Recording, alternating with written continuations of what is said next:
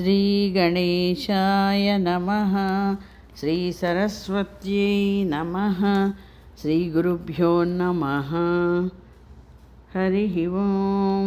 శ్రీ గురుచరిత్ర అధ్యాయం 33 33 అధ్యాయం ప్రస్తావన 33, 34, 35 అధ్యాయాలు వివరించే అంశాలు ఇవి.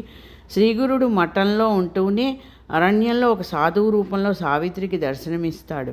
ఇలా ఒకే సమయంలో వేరు రూపాలతో భక్తులను అనేక ప్రదేశాలలో అనుగ్రహించిన లీల సాయిబాబా చరిత్రలో చూడవచ్చు. ఇది దత్తస్వామి యొక్క ప్రత్యేకత. అందుకే ఆయన కాశీలో స్నానజపాలు, ముహురపురంలో నిద్ర, కొల్హాపురంలో భిక్ష ప్రతిదినము చేస్తాడని షిరిడీ ఆరతులు స్తుతిస్తాయి. ఒక వేసి ఆమె వద్దనున్న ఒక కోడి, ఒక కోతి కూడా రుద్రాక్ష మహిమ వలన, ఒక రాజకుమార్తె సోమవార వ్రతం వలన శుభము పొందినట్లు శ్రీగురుడు చెబుతాడు. వీరి ధర్మనిష్ట వీరి సాఫల్యతకు మూల కారణం.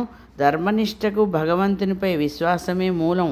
భగవంతునిపై అనన్యమైన ప్రేమ ఉంటే ఆయన శాసనమైన ధర్మం మీద ప్రీతి ఎందుకుండదు? ధర్మం లేకుండా రుద్రాక్ష వ్రతము, వేదాధ్యయనము వ్యర్థమని, మిథ్యాచారమని శ్రీగురుని సూచన.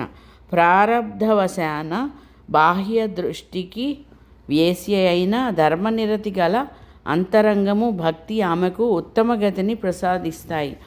సద్గురు సమాగమం చేత విభూది, రుద్రాక్ష కూడా అతీత ఫలమిస్తాయని, సద్గురు సమాగమం రాక్షసులకు సైతం పరివర్తన కలిగించి ఉద్భవించగలదనడానికి రాజు పరాశర మహర్షిని, బ్రహ్మరాక్షసుడు వాసుదేవ మహర్షిని ఆశ్రయించిన కథలు చెబుతున్నాయి. సద్గురుని ఆశ్రయించిన బాహ్యాచార పాటవం అహంకారానికి, అజ్ఞానానికి చిహ్నం. కారణం ధర్మాన్ని, సదాచారాన్ని నిశితంగా సూక్ష్మంగా విప్పిచెప్పగలవారు వాటిలో పరిపూర్ణత నందినవారే కదా.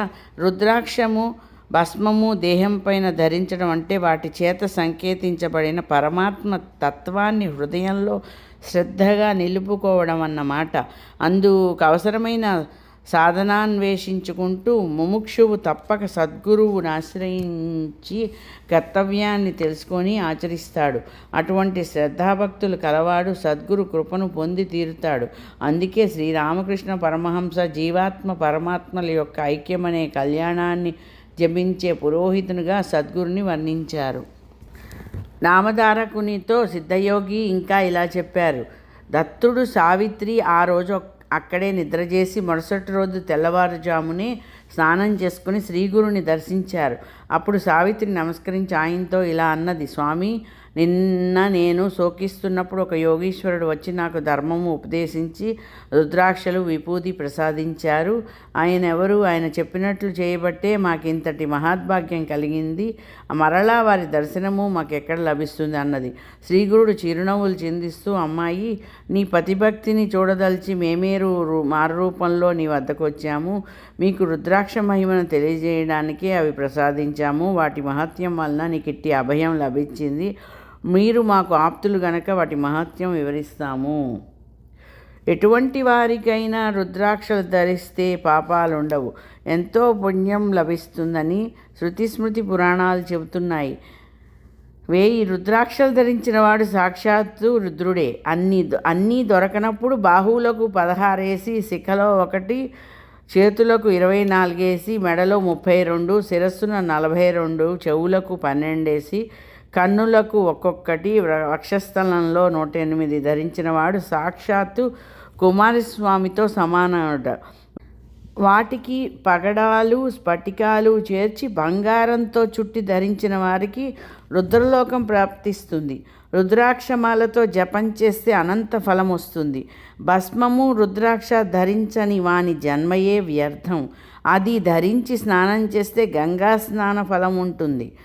ఏకాదశ రుద్ర మహామంత్రంతో రుద్రాక్షను అభిషేకిస్తే శివలింగార్చినంత ఫలితం ఉంటుంది. రుద్రాక్షలతో ఏకముఖి జన్మరహిత్యమే ప్రసాదించగలదు. ఎటువంటి రుద్రాక్షలు ధరించినా 4 పురుషార్థాలు సిద్ధిస్తాయి. పూర్వం కాశ్మీర దేశంలో భద్రసేనుడనే రాజుకు తారకుడనే కొడుకు, మంత్రి సుధర్ముడికి సద్గుణుడనే కొడుకు వారెంతో ప్రేమతో మసులుకుంటూ ఎట్టి ఆభరణాలు లెక్క చెయ్యక రుద్రాక్షలు ధరించి శివారాధన చేసిన కానీ భోజనం చేసేవారు కాదు.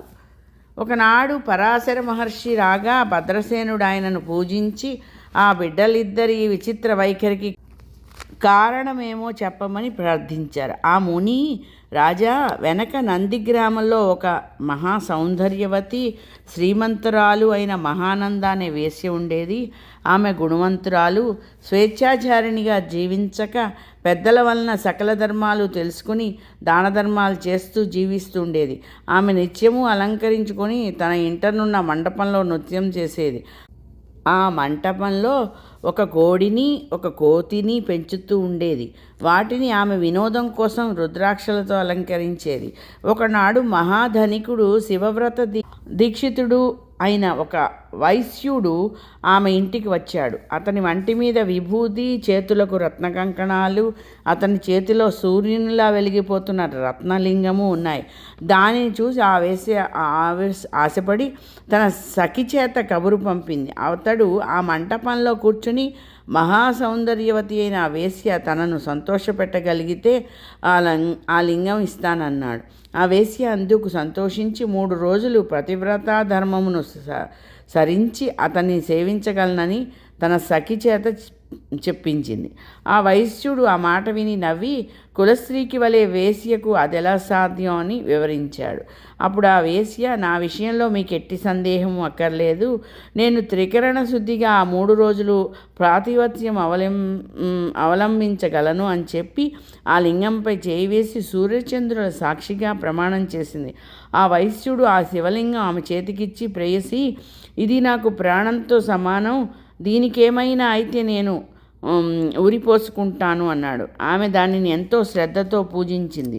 ఆ ఇద్దరు కలిసి ఆ రాత్రికి అంతఃపురంలోకి వెళ్ళాక అదేమి విచిత్రమో కానీ నాట్య మండపం క్షణంలో భస్మమైపోయింది. ఆ కోడి కూడా బుగ్గైపోయాయి. ఇరుగు పొరుగు వారందరూ కలిసి ఆ మంటలు అర్పుతున్నారు. తెల్లవారాక అది తెలిసి వైశ్యుడు, అయ్యో, నా ప్రాణలింగమే పోయింది, నేనింక బ్రతకను అని ఏడుస్తూ అక్కడున్న బూడిదంతా గాలించినా ఆ లింగం దొరకలేదు. అతడు ఒక చితి వెలిగించి ఆ మంటలో దూకాడు. అతని వెంటనే ఆ వేశ్య నాథ అని కేకలు పెడుతూ వచ్చి తన ధర్మాన్ని అనుసరించి సహగమనం చేయడానికి సిద్ధమైంది. ఆమె బంధువులు ఆమెను వారించి, వేశ్యమైన నీకు ఇదేమి వెర్రి అని ఎన్నో రీతులు చెప్పి వారించారు. కానీ ఆమె వారి మాటలేమీ పట్టించుకొనక సూర్యచంద్రుల సాక్షిగా అతనితో ప్రాతివ్రత్యం అవలంబించిన నాకు ఇదే ధర్మము, నేను ఇప్పుడు సహగమనం చేయకుంటే నాతో పాటు నా 21 తరాలు వారు నరకంలో పడతారు. నా ధర్మం నేను పాటిస్తే వారందరూ తరిస్తారు. మరణమన్నది ఎప్పటికైనా తప్పదు కదా. ఇలా హీనంగా బ్రతికే కంటే నా ధర్మం ఆచరించి తరించడం ఎంతో శ్రేష్టం అని చెప్పి అగ్నిలోకి దూకబోయింది. వెంటనే శివుడు సాక్షాత్కరించి, సుందరి, నీ ధర్మగుణాన్ని పరీక్షించదలిచి నేను ఆ వైశ్యుని రూపంలో వచ్చాను. నీకు ఇచ్చినది నా ఆత్మలింగమే. ఈ మంటపానికి నేనే నిప్పు పెట్టి నీ ప్రాతివ్రత్య గుణాన్ని పరీక్షించాను. నీ ఇష్టం వచ్చిన వరం కోరుకో అన్నాడు. ఆమె ఆశ్చర్యపడి భక్తితో నమస్కరించి, స్వామి, నాకు ఈ ముల్లోకాలలో ఎట్టి భోగము అక్కర్లేదు. నాకు ఈ సంసార బంధం తొలగించి శాశ్వతమైన శివ సాయుధ్యము ప్రసాదించు అని ప్రార్థించింది. శివుడు సంతోషించి ఆమెను వెంటనే కైలాసానికి తీసుకుపోయాడు. ఆనాడు నాట్యమండపంలో అగ్నిలో పడి మరణించిన ఆ కోతి ఈ బిడ్డలుగా జన్మించారు. పూర్వజన్మ సంస్కారం వలన శివభక్తులై భస్మము, రుద్రాక్షలు ఇంత ప్రీతితో ధరిస్తున్నారు.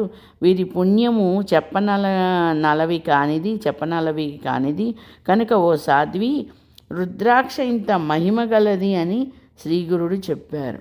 శ్రీ దత్తాయ గురవే నమః. శ్రీపాద శ్రీవల్లభాయ నమః. శ్రీ నృసింహ సరస్వత్యై నమః.